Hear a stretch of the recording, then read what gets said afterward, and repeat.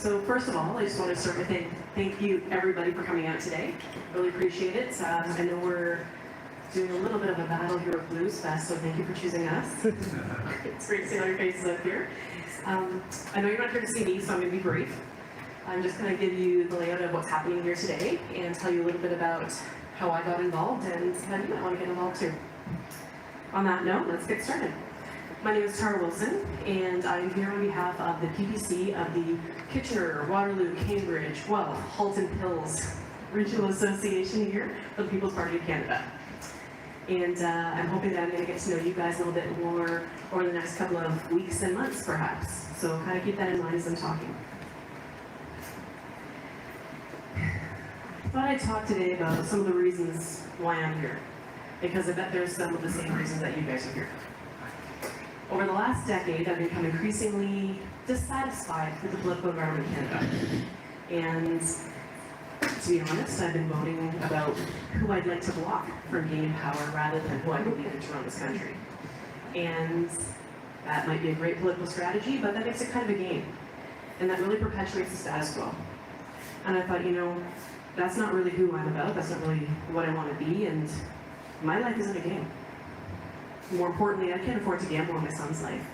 This is the future of Canada. So I did a little digging, did a little bit more reading, and I found the PPC. And I decided it was time to get involved, to be involved with some people that had vision, had values, wanted to uphold the Constitution, the Charter, believed in things that I believed in. And I thought, I'm a busy single mom, I have my own business, I have a son who's very active, and this is worth my time. So I decided to get involved, and I met some wonderful people, and I'm here talking to you folks today, and I would just encourage you to think about the future of Canada that you want, and how important is it to you to build that future. Because in reality, if we let things go the way they are, we've seen the story play out.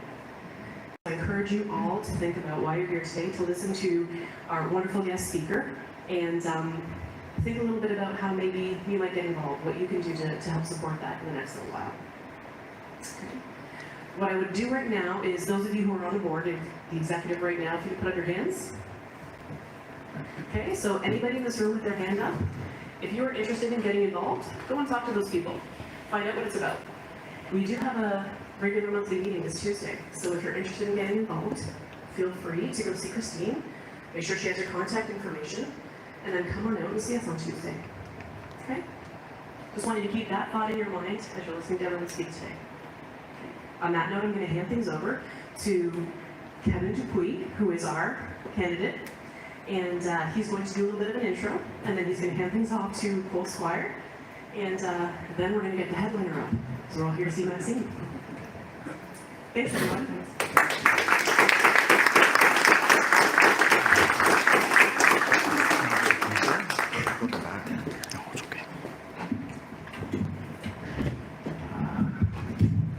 I talk with my hands an awful lot, so I need freedom, as it says back here. Hi everyone, my name is Kevin Dupuis. I'm the PPC candidate from Kitchener-Conestoga.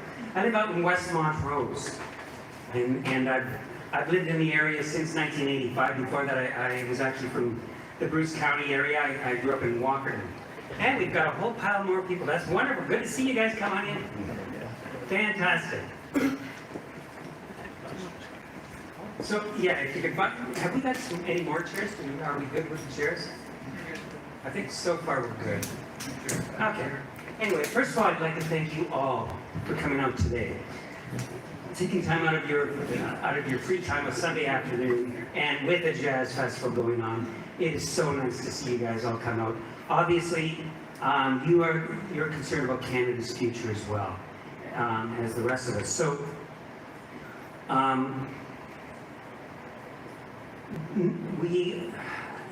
it is so wonderful to see. We've got a wonderful group here within our Kitchener, Guelph, Cambridge, and Halton Hills area.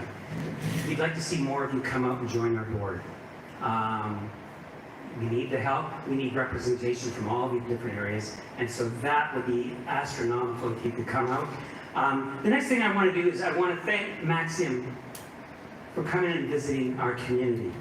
Maxime has continuously crisscrossed our great nation to save our country from its inevitable decline under a two-party system. It's not often that we get to stand in the presence of an individual who sees Canada, how Canada could be, how Canada should be, and how Canada will be. Maxime is a visionary who understands what a true Canadian stands for, and while many people may be deceived by our political system and how political parties change their platforms on a whim, Maxime has remained true to his vision for Canada, even if it doesn't follow what the media propagandizes to you. So I am here in awe of this man, knowing that he has the best interests of Canada in his heart. I know that many people who hold Liberal, Conservative, and NDP values are wondering how the PPC will fare in the next election. And that is the beauty of the People's Party of Canada. We are all an all-encompassing party that takes in everyone's views, everyone's, as Maxime has explained to me, everything is a free vote. So if your candidate resonates with you, then by all means vote for that candidate, because he's going to resonate your thoughts on Parliament Hill. We appeal to all the ideologies because we're truly based on what Canada wants. In this last election, the PPC didn't just rely on Conservative votes. If we did, we wouldn't have done as well as we did nationwide. In my own writing, the people who voted PPC came from all major parties. The Liberals' vote was down. The Conservative vote was down. The Green Party was decimated. The PPC has grown from 1.6% to 841,000 votes in the last election. That is an increase of 286%. In Kitchener-Conestoga, we grew 362%. So that is just fantastic. The PPC is the fastest growing party in Canada, and that is why the media and the other major parties continue to harass Maxime, arrest him, and not allow him to speak in any of the debates. People are waking up to what is happening in Canada. For the past 2.5 years, they have been unnecessarily locked down, restricted from travel, not allowed to visit their loved ones or attend funerals, being arrested for protesting, had their businesses destroyed, lost their jobs, had their relationships with their families, friends, and acquaintances brought to a point which tore them apart. These are the reasons why the PPC will flourish. The PPC is the only party that stood up against the tyranny, and while a few MPs spoke out against it, they all fell in line with their respective parties after they were threatened. Even Pierre Poilievre didn't speak out against the injustices at the trucker rally until Aaron O'Toole was eliminated and Pierre knew that he was running for leader. Aaron O'Toole stepped down on February the 2nd. Pierre Poilievre wrote his letter to Trudeau condemning his actions against the truckers on February the 8th. So if people think that Pierre is going to be the savior of the Conservatives, they will be sadly disappointed. He will fall in line like all the previous leaders, Ford, Brown, and O'Toole, had in the past. Today we are gathered to bolster the number of people directly involved with PPC infrastructure. Some of you have worked with other parties in what is called an EDA, or an electoral district association. Many of you have helped local candidates with getting out the vote, putting up signs, canvassing door to door. The job of an EDA is to ensure that we have the best candidates to enter into the election. But it is also responsible for fundraising money to help win elections and making public aware of issues that affect our community.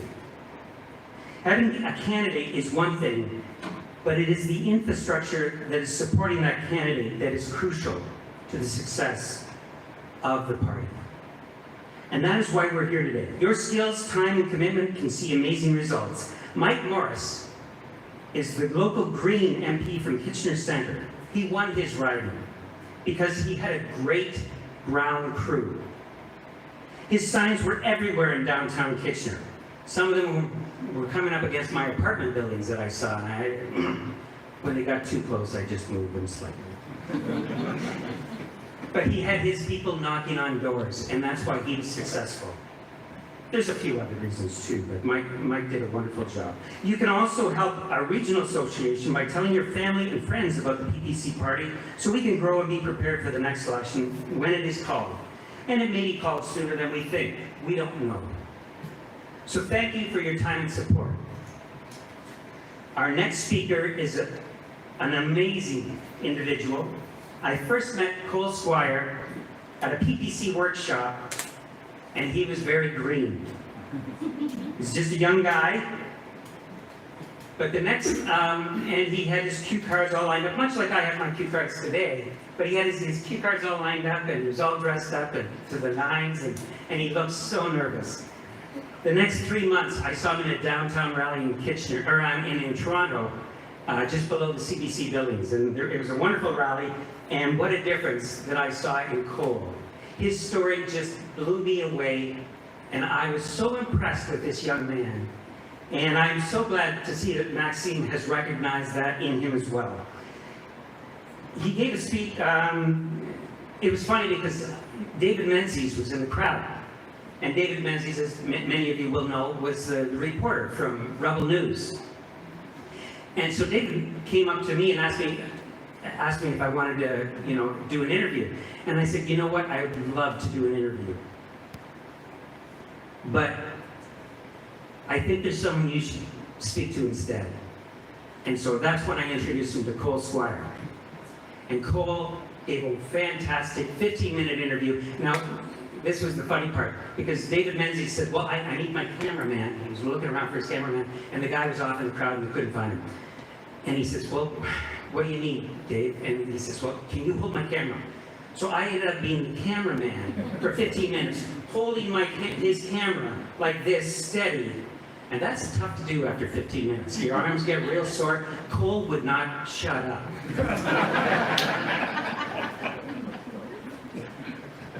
For 15 minutes, Cole.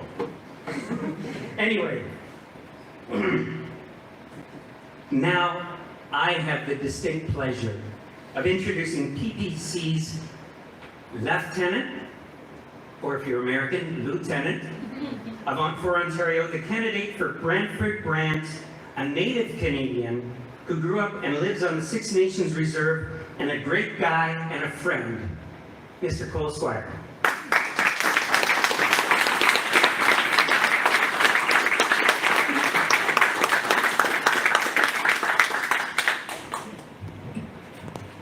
Try to get organized here. Good afternoon, everybody. It's a pleasure to be here in your hometown of Kitchener. As Kevin was saying, my name is Cole Squire. I'm the maladies. Over the last 2 years with this medical tyranny we've seen since the unleashing of this virus across the world, we've seen what was a beautiful and free country, or what many of us assumed it was, continue to fall into despair and tyranny. As we've seen the lockdowns happen, we've seen these unconstitutional travel mandates, vaccine passports. And in Canada, that's something that we should never, ever allow to happen. I love to bring this up, and some people don't like the comparisons. But when we look back throughout history across the world, we can look at what happened during World War II. We can look at the Indian residential school systems that happened in Canada and in the United States as well. And these all have a common denominator. When the state is imposing usurped power upon its citizens and ignoring their own laws and international laws, we can see what the results are. And very, very often do we ever see something positive come from these things. I don't know if any of you guys have been paying attention, but recently some people might have seen that the Pope actually came to come visit our country again to bring up the residential school issue again. Now, as someone that's a proud Mohawk person, I'm born and raised on Six Nations Reserve, I'm a proud Canadian. We've seen these issues continue to be rehashed over and over and over again with no real resolution coming from these things. Every single election we have, we can hear them talking, oh, we're going to promise and make sure that every First Nation reserve in Canada has access to clean drinking water. It's if they solve these problems, they would actually have nothing to run on. What I like about Maxime and the People's Party of Canada, especially when they address these issues, everything that's going on in our country right now, like I said, we have the residential school issue that keeps getting rehashed. We have this growing disunity amongst our country and its citizens where we're pitting family member, neighbor, co-worker against each other based on their personal medical beliefs for exercising bodily autonomy. We're seeing people being put against each other based on the color of their skin, their personal religious beliefs, or whether or not people want to be comfortable to be able to make their own decisions when it's coming to their personal, sexual orientation. And a lot of people come out towards the PPC and say they're homophobic, they're transphobic, and all these other types of phobics. We have never, ever discriminated against our fellow Canadian brothers and sisters. Where we draw the line is the radical indoctrination of this transgender ideology putting place on our children. And I don't know if you know about this in Canada now, but if you have a child that's experiencing gender dysphoria where they're not comfortable with the body that they were born in, you as a parent or anyone else speaking to that child can be incarcerated for trying to help them overcome this naturally, to be comfortable with themselves. And on the other side, it's perfectly legal for teachers, therapists, family members, and loved ones to convince them into taking puberty blockers, life-changing gender mutilation. It's absolutely abysmal what's been going on. It's insane. So that's one thing that's been an issue. We've talked about some of the lockdowns. I hope everyone was able to afford to fill up their vehicle to come and participate in this event today. And every single thing that's going on in our country, the People's Party platform address. Who would have thought that, just taking some common sense approaches to these issues would actually not only resolve them, but actually add to the prosperity of our country. So while things might seem pretty dark right now, there's a lot of work to be getting done in our country. But you can count on the People's Party to continue standing up and fighting for Canadians and the values that we all hold near and dear. You can count on our party leader, Maxime Bernier, to continue taking the charge and leading our party as we continue to grow at record growth across the country. You see, the last election we had around 860,000 people who chose the People's Party. And I can tell you right now, not a single one of those people will have voter remorse because they voted for something that they truly believed in. They understand that we have a vision for this country and we will achieve that, and we will make sure that Canadians rise to their destiny and their prosperity. We will not be a nation that is ruled from Davos, from the World Economic Forum, the United Nations, and we will not be dictated to by unelected foreign entities like the World Health Organization.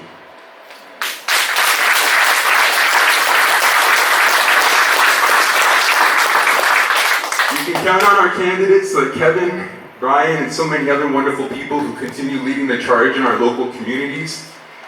And most importantly, I know that we can count on you to continue standing firm in your convictions, continue fighting for the future of our country and our nation's freedom.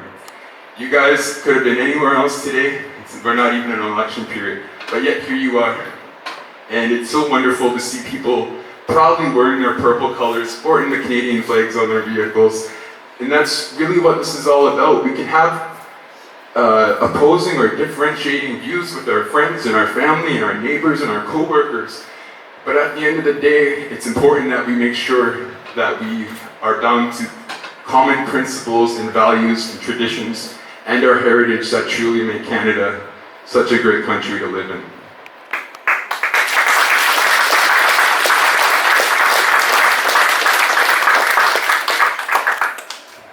So I kind of just going unscripted. I kind of like just talking off the bat from the heart. It's a little easier than just reading papers and stuff. But there's a lot of focus right now on the Conservative Party of Canada's leadership race, and where were they the last 2 years, the last 7 years? They've continued to capitulate to the radical leftists in this country and continue to add credibility and validate these outrageous types of policies they want to bring in. I don't know if you guys have heard, but now Trudeau is proposing a 30% fertilizer reduction on our farmers. ridiculous policies like this, after our country has suffered from 2 years of devastating lockdowns, we've seen supply chain disruptions, people being closed out of their schools, not being able to have funerals for their loved ones.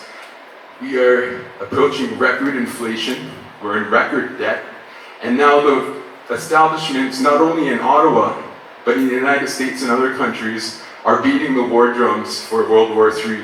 We are not in any position to be pushing for any type of war. We need to find diplomatic, peaceful solutions to these issues. The other encouraging thing is when we look around the world to our brothers and sisters from countries, whether it's the United States, Australia, the Netherlands, they're all finally starting to realize that we are under the assault of these globalist ideologies, and they are starting to say enough. We are all proud of our individual countries and our heritage. We will continue to help each other in times of great humanitarian need, but we will not capitulate or forfeit our nation's sovereignty. We will continue to pick our own representatives who will work for the people, who will love the people they represent more than they love the power from government.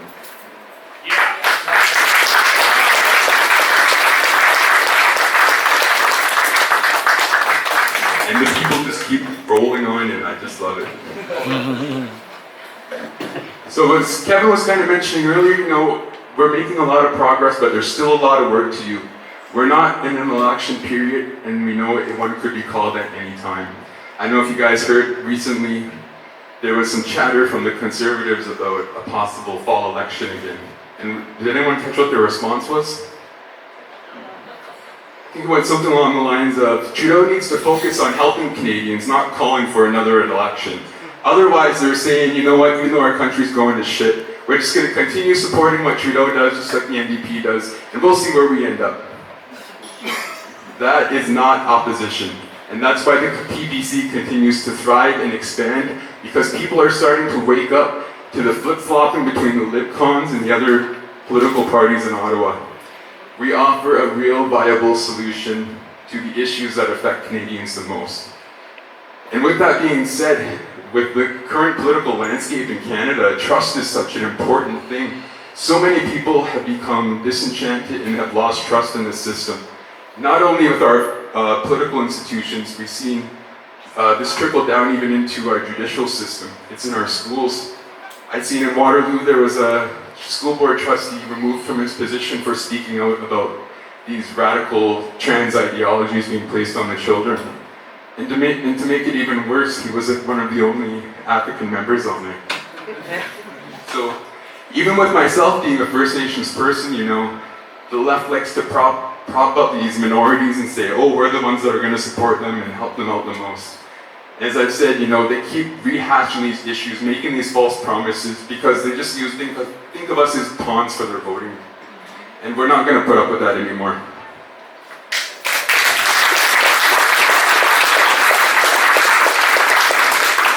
But this cannot be done without you, the people. We can have wonderful candidates, we can have our wonderful leader leading the charge, but ultimately it comes down to the grassroots support of each and every one of you. The last election in 2021 was my first time scrutineering during the ballot counts. And let me tell you, I learned one thing that we're going to make sure we do this next time. We need scrutineers out in huge numbers all across our country in every single riding. If you go into a polling station, sometimes you can have up to 10 or more polling tables in there. So you have to make sure that we have people at every table watching the ballot counts, making sure we have free and fair elections and continue fighting. So without further ado, I'd like to introduce you guys all to the man of the hour.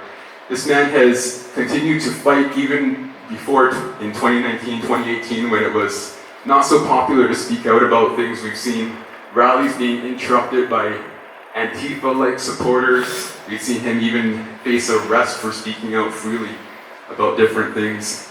And as many of you guys might recall, when the police asked Max if he had any weapons, he said, "Only my words, only my philosophies." And that's what we're going to continue to work on and grow on.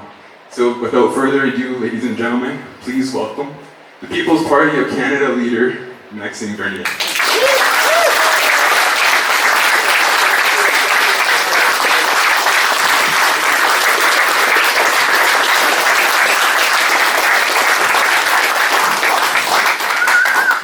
Thank you very much. Very happy, very pleased to be here with you.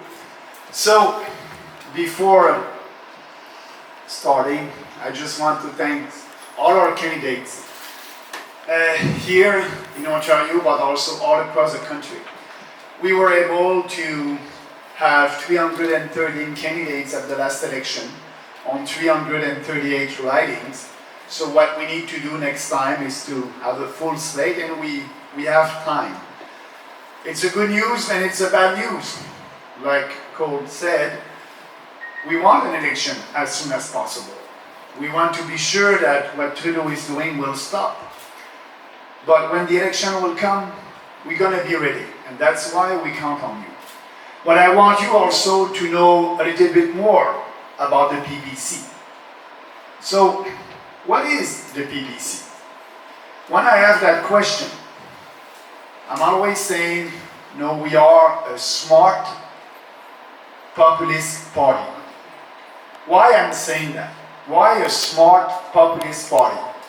Because our goal is to appeal to you and to speak to you like adults responsible of their own life. We want to appeal to your intelligence, not to your emotions. Usually when you're in politics, you want to appeal to voters by their emotions. We're not doing that. You need to read our platform, you need to know the PPC, and we believe that if we explain to you the challenges that we have openly, with facts, you will come on our side.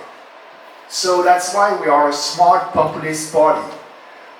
We built this party based on 4 principles, and we will never do any compromise on our principles. Individual freedom. Why individual freedom? Because we have faith in you. We have faith that you have the ability, the dignity, and the right to make your own decisions and determine your own destiny. Individual freedom. Personal responsibility. Why? Because when you're free, you must be responsible. You must be responsible of your actions, the good ones and the bad ones. And we don't believe in a big fat government in Ottawa that will tell you what to do. To take a vaccine passport, to stay at home, no. You know better than a politician in Ottawa or a bureaucrat in Ottawa what is good for you. We want you to take control of your life and to be responsible of your actions. And the other principle is fairness. Yes, usually when you speak about fairness, it's maybe a value coming from the left. No, it's Western civilization values to be fair to everybody. That means that we don't pander to you. We don't pander to special interest group and give them what they want, because it will be unfair. We are looking at you as Canadians. And for me, if you're coming from China and you're a Canadian, you're not a Canadian from Chinese origin. You are a Canadian, that's it. And I won't have any policies to buy your vote as a Chinese Canadian. No, all our policies are for every Canadian. We don't pander to special interest group. We don't do identity politics. So that's why, because it's important to be fair to everybody. I don't want to have a special policy for people from Chinese origin, and that will be different from another Canadian. So to be fair to everybody, that's a principle that is important for us. And the other one is to respect. Respect each other. Respect your point of view. And I'm doing that because I'm saying to Canadians, and I said that publicly, if you don't like our policy, if you don't like our philosophy, our values, please don't vote for us. There's 4 traditional establishment political parties over there, and you have the choice of these parties that are doing identity politics, pandering to everybody, telling you what you want to hear during an electoral campaign because they did a lot of polling and survey and focus group, so now they know what they believe in and they try to have your vote. They don't have any conviction. So respect the other point of view. That's what we are doing. You know, and on the other side, we cannot say that. The last campaign, Trudeau told Canadians that there's good Canadians, the one that decided to have the 2 shots, and the bad Canadians, that was me, or people who decided not to have any shots. People must be free to decide, but with the right information. And we didn't have that in our country. That was all propaganda. And that's why we are doing politics differently.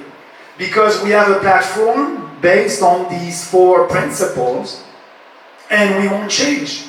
We are not doing like traditional establishment political parties before an election, doing a poll and a survey and having a new platform and telling you what you want to hear. No, in the first election in 2019, that was the same platform. The second election for us in 2021, that was the same platform. And that will be the same platform at the next election. Because we have a strong vision for this country. And we know and we believe that we have the right vision. So that's why I like Margaret Thatcher as a politician. When she was elected, socialism was everywhere in UK. And she said, you know, I'm there, I'm a conservative, I have strong principles, I won't do any compromise with my ideas. I will fight, I will debate, because I believe I have the best idea. And the more I'm debating, the better it is, because I'm able to convince more people. So we must do politics like that, having strong ideas and not being, you know, afraid to speak about what we believe. What is the goal if we have the best ideas and we are keeping them from ourselves? What is the goal? So that's why you are here today. You know a little bit about the PPC, and I believe that you want to know more. And I will answer your questions at the end, to be sure that you know the PPC and our values, and being able to speak to your friends, to your family, to your co-workers. Because we cannot count on the mainstream media. They don't want to hear the other point of view. They're afraid. Because they know that if I'm out there in the mainstream media, CTV, CBC, they know that we can win that debate of ideas, and they don't want that. They don't want us to be in front. And that's why I was not able to participate in the last national debates at the last election. They said there's a new rule now for Bernier. Don't forget, I was there. I was on the stage at the first debate in 2019. And we had 1.6% of the vote, and after that, the elites and the journalists were saying, oh, this party is dead, you know, Bernier is dead, that's it, 1.6, good, we won't hear about him. But no, they knew that we were growing very fast. And so they said, there's a new rule for the next debate, a new party must have 4% of the vote. Because they knew that it took 15 years for the Green Party of Canada to have more than 1.6%. And after 35 years, the Green had at the last election 2%. So they said 4%, Bernier won't be able to have that, and that was it. But we had 5% at the last election.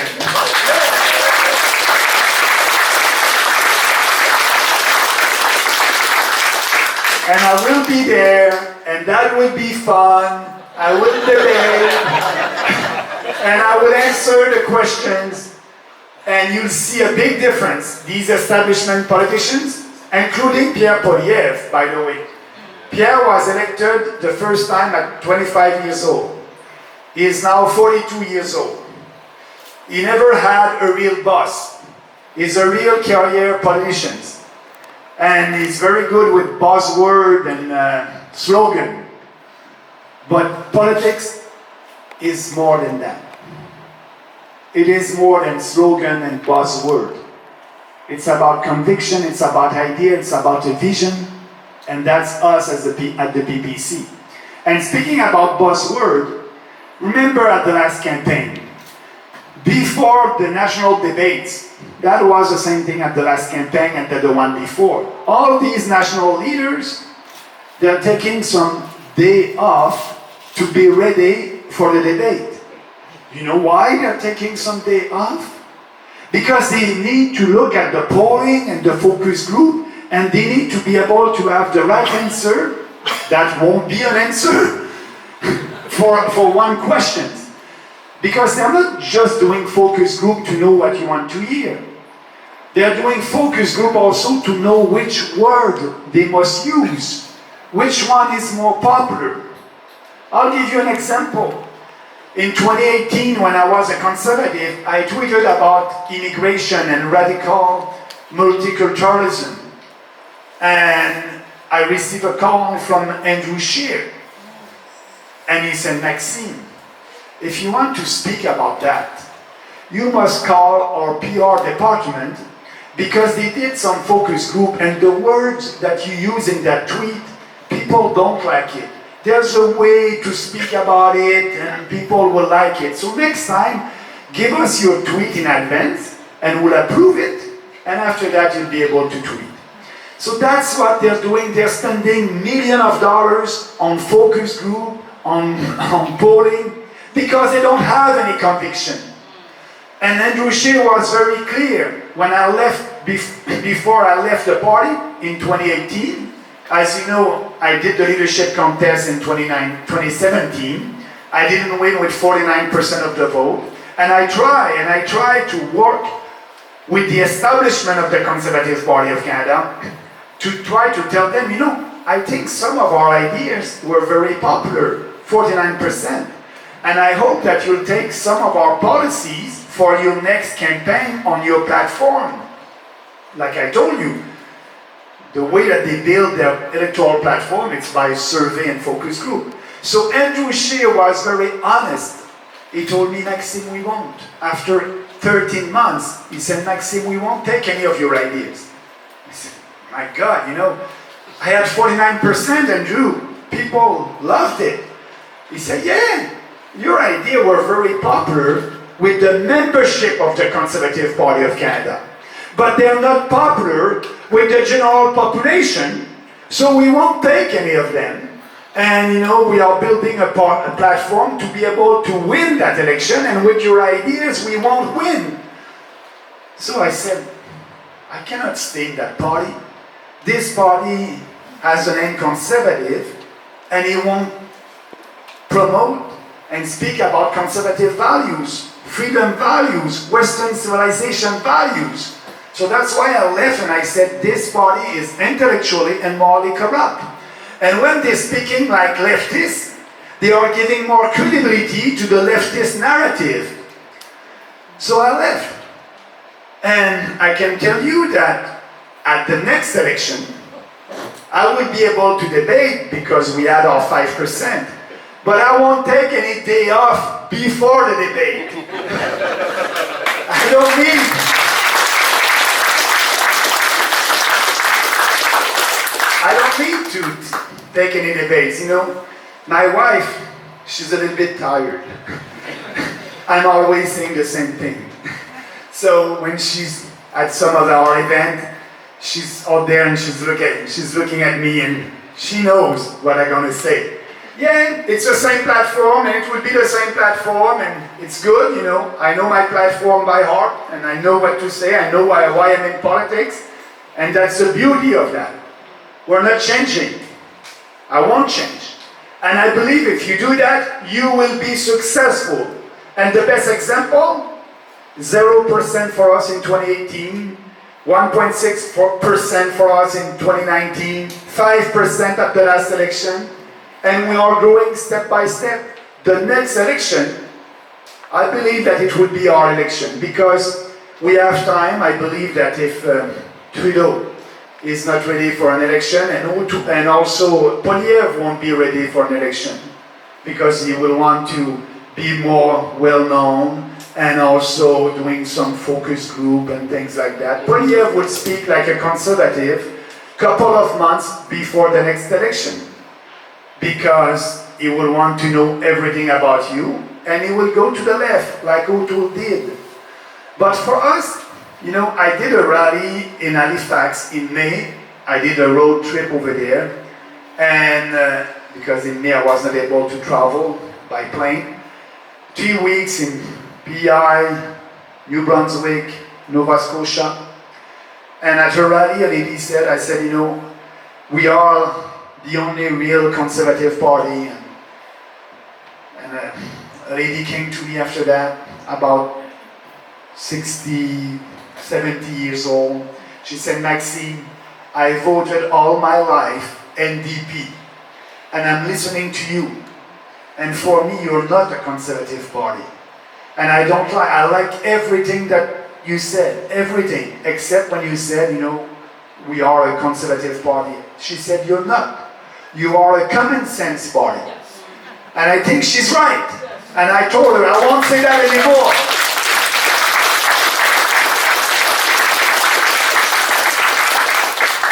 It's all about common sense. It's all about that. We're not afraid to have that. So, and she was right because we had a lot of support. Like Kevin said in his own writing, he had more support from the Green than from our Conservatives. So we are able to attract people from different political backgrounds. And that's great. We have in PI, for example, our organization over there in PI at the provincial level, the official opposition is the Green. And our organization in PEI, it's all people that voted for the Green, Provincial Green Party, and were volunteers for the Green Party. That's our organization over there. They're coming for us because of our way to do politics, because they're fed up with these all promises and politicians who are doing the opposite, and they like the four principles. So that's why this party will grow, from people who voted Liberals or people who voted Greens or Conservatives. And I believe that our time will come. But like Kevin and Cole told you, we need you. I'm very pleased that you are here today, a Sunday afternoon. You have other things to do, listening to a politician from Quebec with a strong accent. I try to improve my accent. But in the right way. But that being said, I want you to know about the PPC. So what we will do, we'll do a Q&A. If I don't have time to answer all your questions, write to us at info@peoplespartyofcanada.ca your questions. It will take maybe 4 days, but we will answer your questions. I need you to know more about our party, because I want you to be able to speak to your friends, like I said. Don't be afraid. Speak about what you believe openly, with passion and conviction, and we will be able. And actually now it's a little bit easier, because I can tell you in March 2020, when I said, like you, many of you, I don't understand what is happening in our country. Lockdowns, curfews, stay-at-home orders. No, there's no logic there. It's not logical. So I did my first video. I said every business is essential. We must reopen the economy. And it was not popular to speak about that in March 2020. That's why, don't ask you any question, that's why you didn't have any opposition here in Ontario at the provincial level against the mandate. The official opposition did not oppose. Same thing in Ottawa with the Conservative Party of Canada. You didn't have any opposition at that time. All these establishment politicians agreed with all that, this lockdown, because it was not popular to speak against that, because the propaganda, because the fear was very efficient. And when they did a survey and a poll, maybe at that time I believe 65–70% of the population agreed with these draconian measures. And if you are in the opposition, your only goal is to be in government. You don't want to have that 70% of the population against you. That's why they were silent. They don't have any conviction. They're doing politics by survey and polling. That's not the way. I prefer our challenge. I like, to be the underdog and to be out there and speak, because we believe that we can grow, and we are growing our support.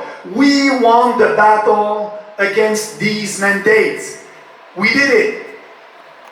Me, you, and everybody. We did some rallies. The first rally that I did in Montreal, if we had 100 person, that was it. But the last rally in Montreal, 45,000 people walking on the street.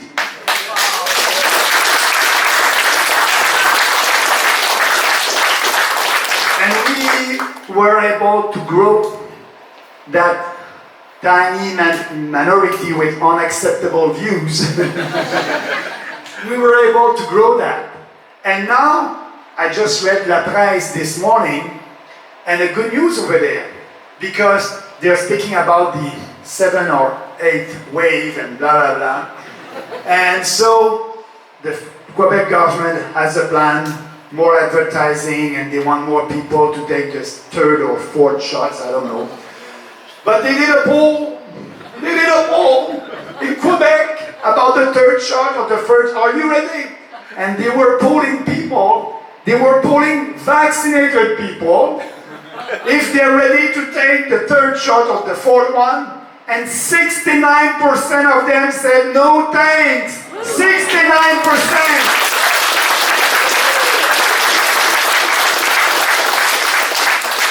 That's why we won the battle. That's why we won't have any lockdowns and stay-at-home orders and new vaccine passport this fall, because now we have the majority on our side.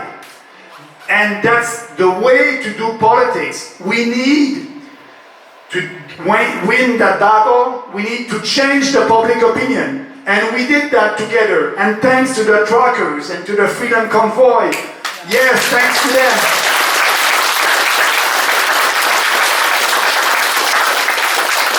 And just after the Freedom Convoy in Ottawa, what happened?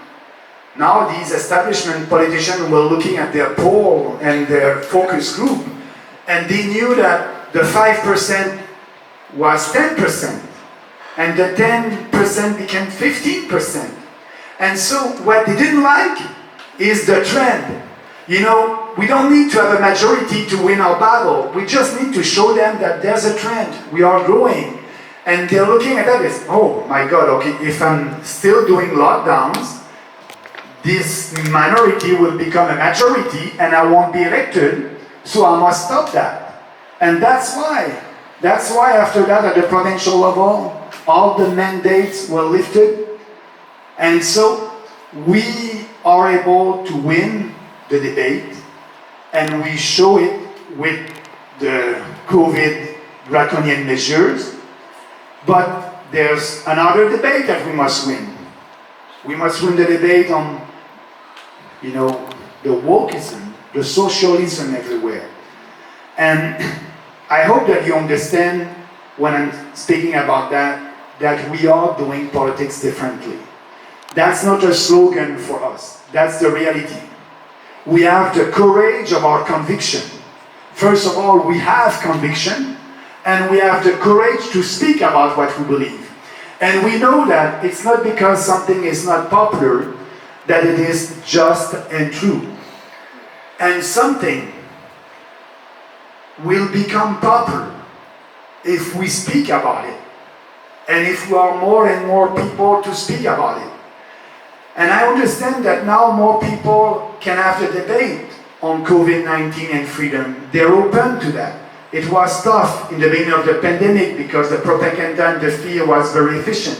But now, after 2 years, they know that we have the data, we have the science, we have the logic on our side, and they're becoming on our side. So that 69% in Quebec, that must be the same thing in Ontario, that must be about the same thing all across the country. And now you have a politician that may win the leadership of the Conservative Party of Canada, Pierre Poilievre. He said that he was there since the beginning. Since the beginning. But one journalist asked him a good question. Oh, you were not there since the beginning? The beginning was in May 2020.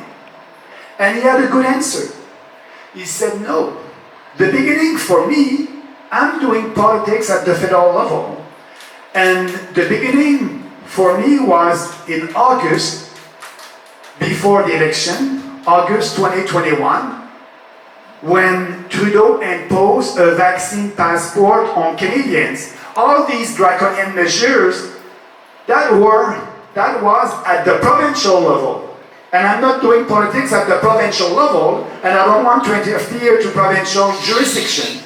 But when Trudeau said in August 13, 2021, that he will impose a vaccine passport for Canadian travelers, I said, no, I'm against that.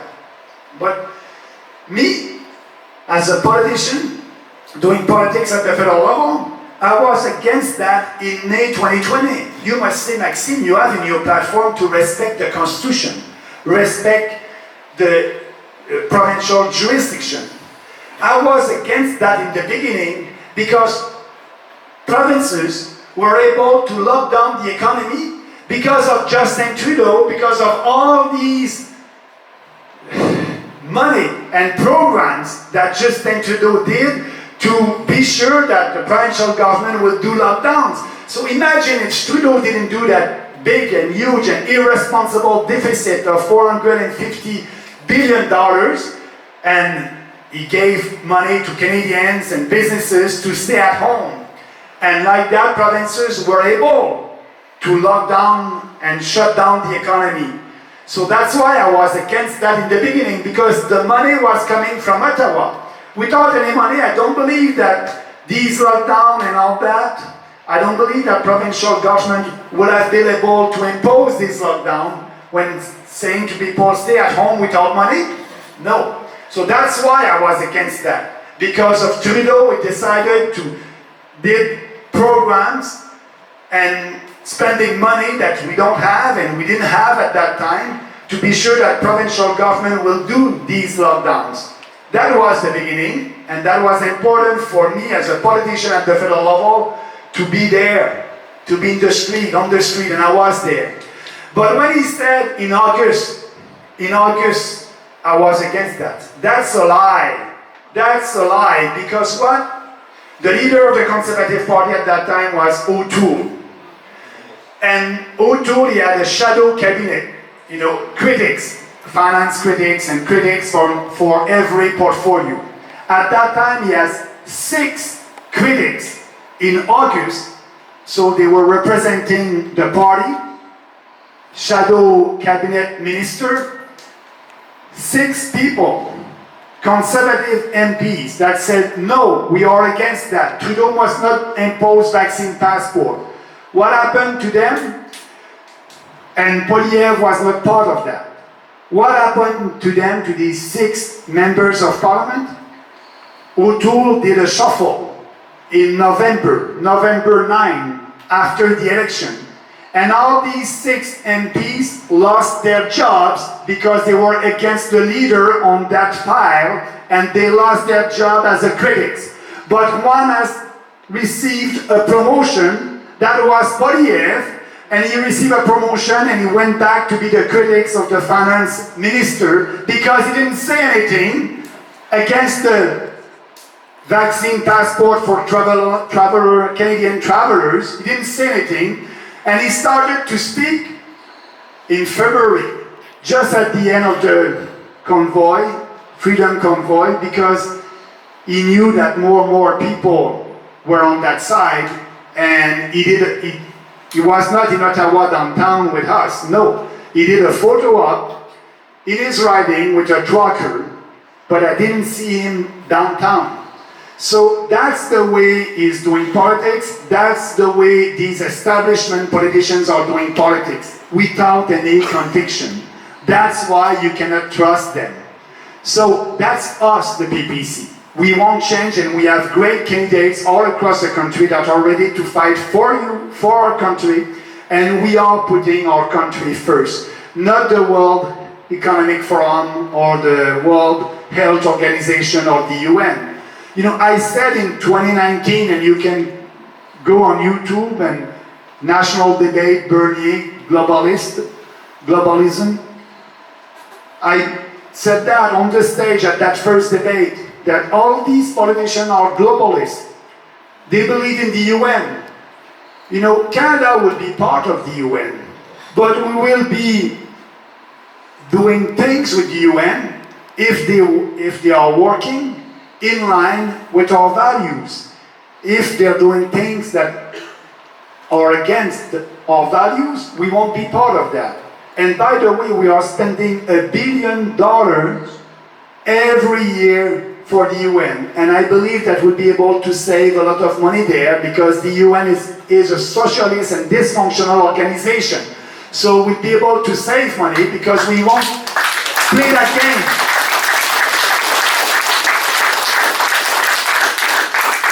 And it's coming from the UN, you know, mass immigration. The Conservative, the Liberal, the NDP agree with that. They agree with that, mass immigration. I said no. And it's coming from the UN with the Global Compact on Migration. That's why they have these policies here. We won't follow that. We will do our immigration policy in Canada for Canadians, and we will have, you know, we're a country of 38 million people. When you have 450,000 newcomers a year, that's mass migration. When the majority of them, 75% of them, are not skilled immigrants, but they are refugees, and the majority of the refugees are fake refugees that are crossing the border in Quebec at the Roxham Road, we are saying, yeah, come to Canada, because the federal government is saying, your life is in danger in New York. I don't believe that their life is in danger in the state of New York. They are fake refugees, and that's unfair for the real refugees that are waiting in a camp somewhere where their life is in danger. So, and we have a lot of people that are coming under the reunification of family. You know, we are for skilled workers. A skilled worker is a person that will come here, will have a job, because a Canadian entrepreneur is not able to find a Canadian for that job. So he has the right to go and see in other countries. But when that person is coming to Canada, it's good because first, they have a job. Second, it's easier to integrate our society. And yes, they have the right to have their family. You know, you can have your wife or your husband and your children. But now reunification of family, it's huge. It's not only your immediate family, wife, husband, and kids. It's your brother, sister, grandmother, grandfather. They can come here without having any qualification. And so we don't want that, because when you decide to come to a country, it's a tough decision for you. It's a new life for you. Yes, you have the right to bring your family, but it's your own decision. You are taking that decision that you're leaving your brother, your sister for a better life. And I agree with that. But let's have an immigration policy that will focus on immigrants that we need, but also being sure that they share our Canadian values, that they know that men and women are equal. They are equal before the law. Freedom of speech exists in this country. So we need to have a conversation with every one of them. And we did that before, a couple of decades ago. We had an interview with them. Now we don't have an interview. Let's have an interview and asking them, you know, do you believe in Western civilization values? What do you think? Having that discussion, because we want people that will share our values. It would be easier for them to integrate our society. That's not racist, speaking about that. But for the conservative and the liberal, they don't want to have that discussion. They're afraid of the mainstream media. They're afraid to be seen as a racist politician. We are not. And I believe that when I spoke for the first time about our immigration policy, I was downtown Toronto. And in the crowd, we have people coming from different countries, different faith, different background. And they said, Maxime, we agree with that, because when we came in here in Canada, we had to follow some rules.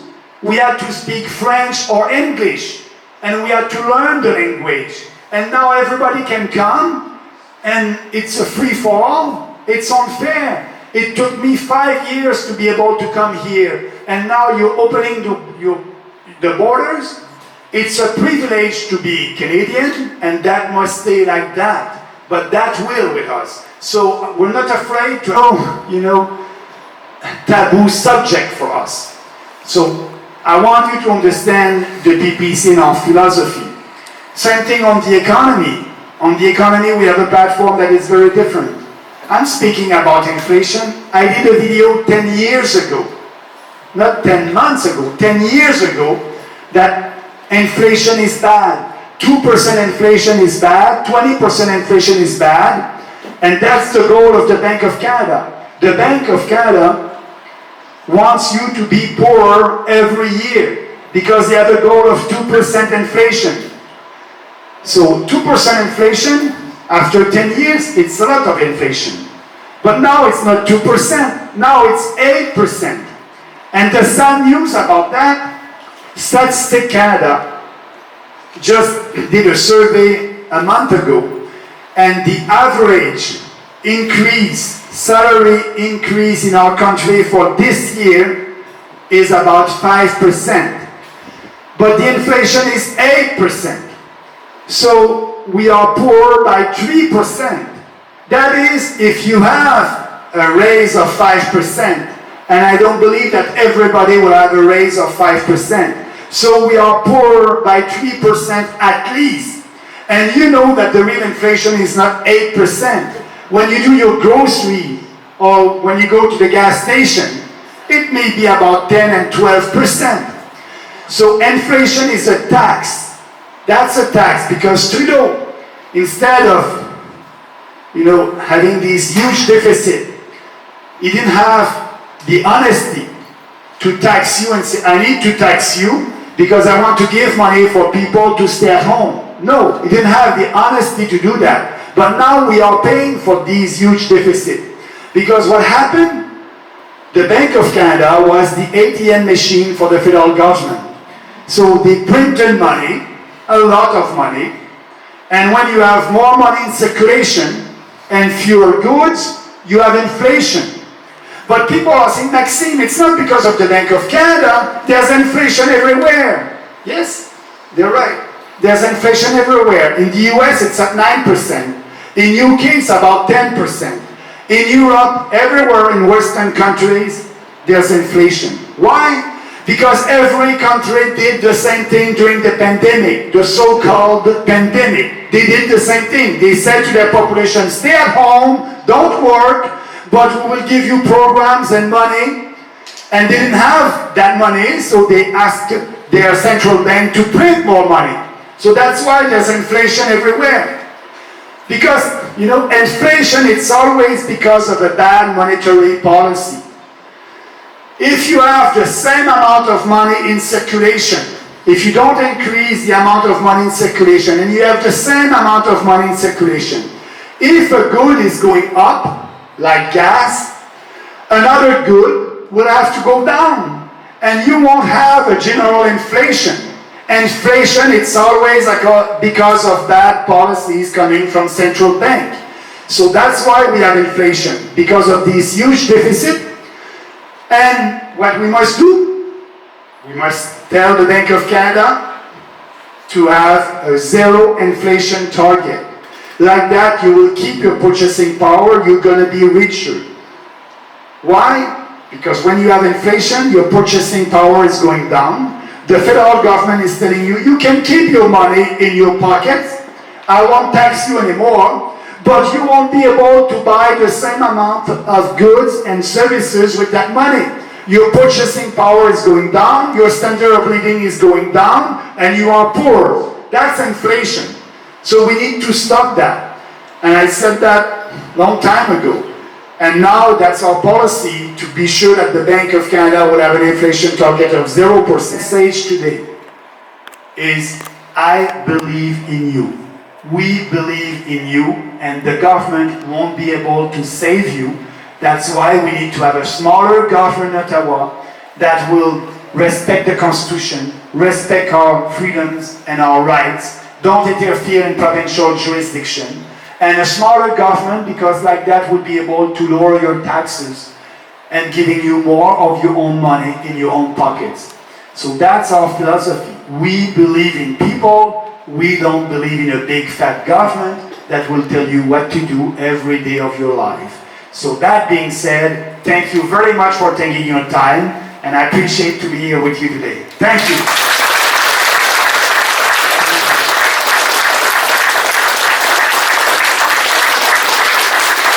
Mr. Maxime Bernier, people. Thank you very much. What we're going to do right now is there's an opportunity now to ask Maxime some questions. We are going to have to wrap it up. I've got to get Maxime to Toronto because he has a flight to catch. But we have some time for a few. This sign is my fault. I put that in my living room yesterday for 6 hours and it hung great. I didn't have humidity like we got here today. That is my fault, and I should have had grommets put on it. I will get that done next time. But that, yeah, no, sorry about that, Max. But yeah, does anyone have any questions for Maxime? Yeah. We'll start with the gentleman in the white shirt. Yeah, hi. I was wondering about the Arrive Can app. Is that going to be going down? It must, and we are against that. It's a way to control you, and it's your constitutional right to be able to come to Canada only with your passport. That's it. I'm a prisoner in my own country. Yeah. No, and we don't know what the government is doing with that information, and that's why personally, I want, if I'm going to the US or another country and I'm coming back to this country, I will show my passport. That's my right, and I will answer their questions, but I won't write it down. I won't use that app. That app must go away. It's another experiment coming from the World Economic Forum, and we don't want that here. You are free to leave the country and be back in your country only with your passport. When you talk about the WEF, we know that the Liberal cabinet has about half of the people that are aligned with the WEF and Klaus Schwab. Do all your people, No, they will be too busy to work for you. But about the WEF, the World Economic Forum, I want to add something. Maybe on social media you saw some person saying Bernie is a globalist. He was in Davos. That's right, and that's not right. So in 2008, I was Foreign Affairs Minister, and in 2008, we were in war in Afghanistan. And as you know, our Canadian forces didn't have the right equipment for that, and didn't still have the right equipment. So as Foreign Affairs Minister, I traveled in Davos during that conference, because at that time I was able to see all my counterparts in Europe, all these other foreign affairs ministers, and have a meeting with them, because my task, what the Prime Minister asked me, Maxime, we need to have more help from France, from Germany, from UK in Afghanistan. So I was there 2 days. I had about 20 meetings with them, and I was asking to help us in Afghanistan. And that was very efficient, because all these foreign affairs ministers were there for that conference. So I was there, I had a meeting with them, and I was successful. We had some help from France, from Germany, from UK after that trip, and I left. I did not assist at the conference in Davos, but I was at the World Economic Forum. I was not there for the conference. I was there to work for my own country, to be sure that we will be able to have support from other countries in Afghanistan. So that's why people are looking. Our Bernier was in Davos, I was in Davos, but for the right reason, to work for my country.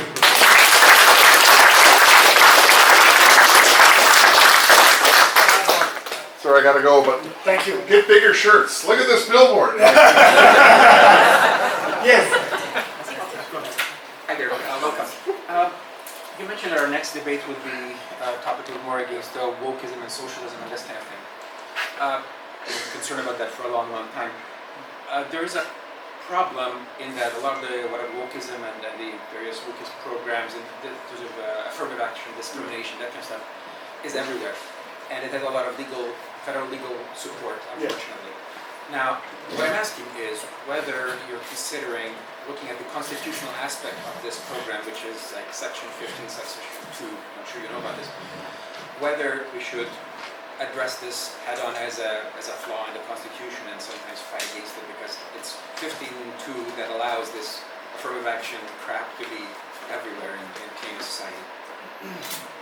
Yes, first of all, we are, you know that we are the only party that is speaking about that and fighting that philosophy. So the others are all in line with that. And actually, the president of the Conservative Party of Canada, if you go on his Twitter account, he has he and all these pronouns with his name.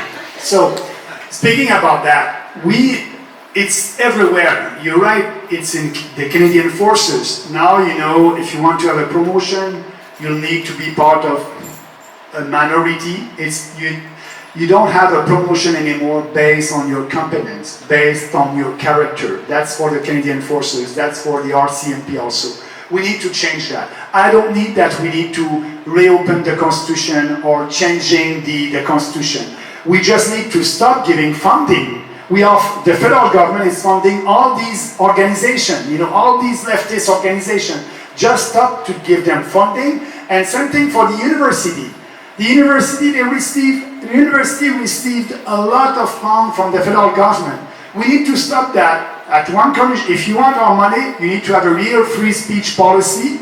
You need to promote people based on their character and their competence. If not, you won't have any money. So we can change a lot by cutting spending, and by the way, that will help to balance our budget, and also by promoting our values. And maybe if we need after that to change the Charter of Rights, we'll look at it.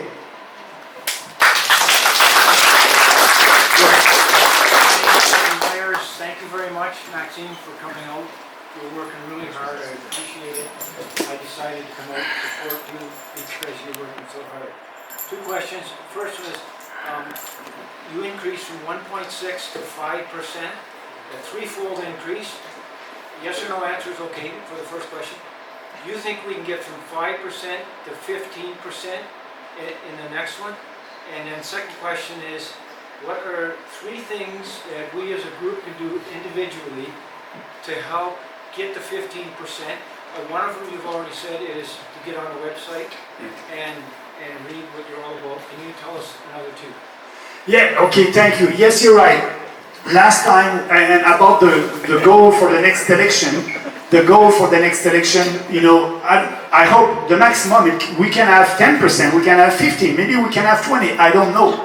But I'm working hard to be sure that 5% will be our result will be much greater than 5%. Speaking about that, the last election, we had 840,000 people that voted for us. I'll be very concrete. If each one of them, each one of these voters find 10 more supporters, we will be at 8 million votes. And at 8 million votes would be around 25%. So what I'm asking you, try to find 10 more persons that don't know about the PPC and speak about them. Try to find 10 more supporters. And by the way, you may have 3 years to do that, so you have a lot of time to do it. So I count on you, and that will be the only way that we'll be able to grow. Because that's why I'm here, that's why I'm traveling across the country. You know what we did today, what my team did today? They sent an email and a press release to all the media in your region.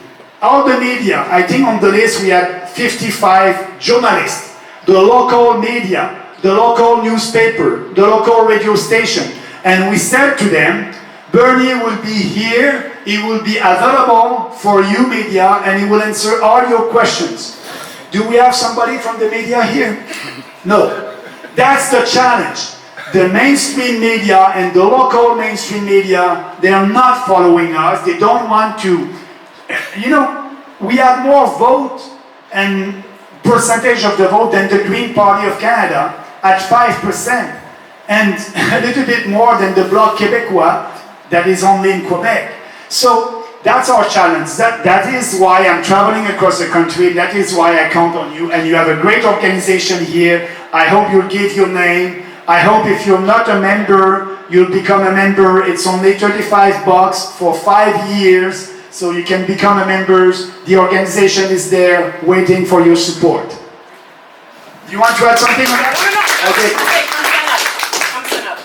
We do have one more, we've got time for one more question, but we're going to have to make it quick because we do have to get, I've got the lady in the back that had her. Yes, my husband and I have the same question. Husband and I here. And we're certainly, I can speak for everyone in the room and all these 840,000 folks that are for you there, Maxime. I believe in you. We all believe in you. And that isn't the problem here. But we've just covered the beginning of this conversation about Poirier, about being and O'Toole, WF folks, by the way, Freeland, Trudeau, all WEF. I guess what I'm really wondering is the integrity of the electoral system, the censorship of the media is already all against us. Nobody knows we're even here to the faithful. Can we win seats in the face of this electoral system, which seems very biased, very rigged? What do we have to do? Yeah, an example was in Cambridge. New Blue Party. New Blue Party, Belinda Carlos, for example, New Blue Party. All in my life, I've taken political science, I've been very strong advocate. Never in my life have I ever in my life in Cambridge see a running candidate who's going for a re-election of their post be at the bottom of the list at the end of the electoral night. We were scrutineers. We saw that day there were electoral irregularities, polling stations were shutting. 19 of them. I was knocking on doors, and some people were elected to vote for him simply because they thought he split the vote with the Liberals. Everyone we talked to thought it was going to be that close. And And she it came seemed so forward. odd. All the way down after all these irregularities. And then we have the poll shut down for mysterious 10 minutes.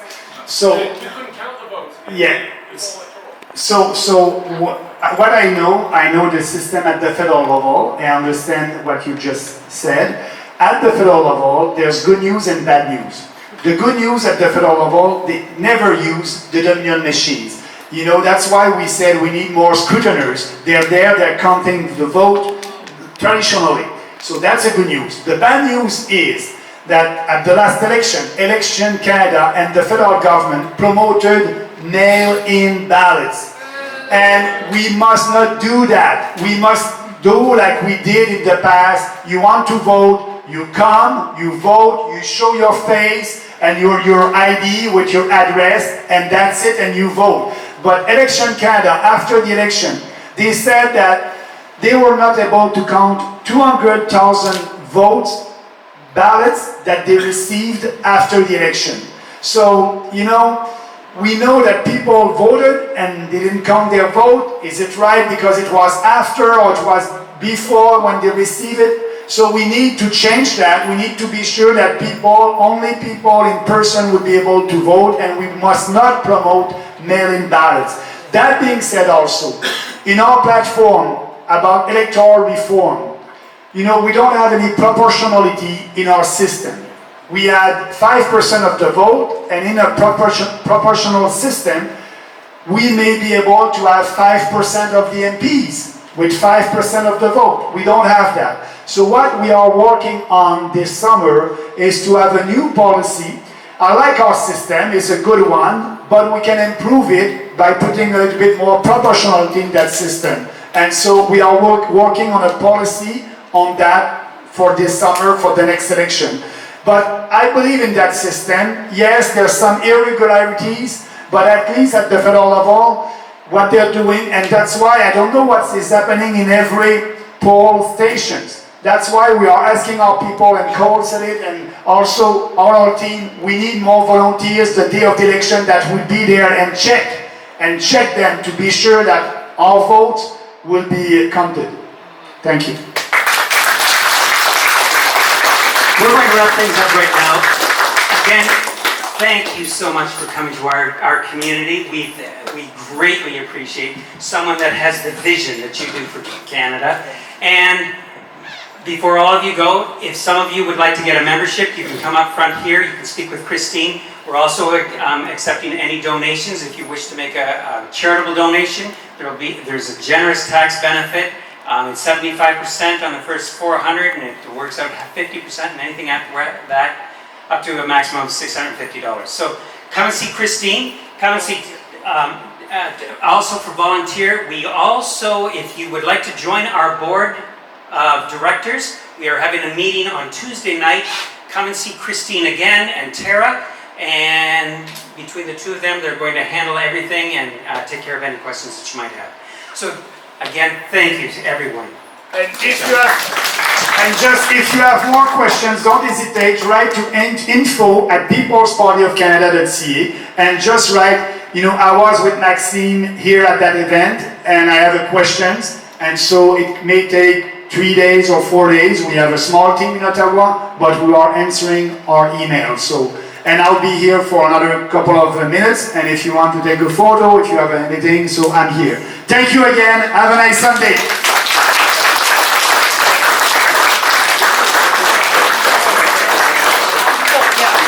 Oh, by the way, just a second. We would like you all to just sit down just for a second. We're going to take a photo, if that's all right.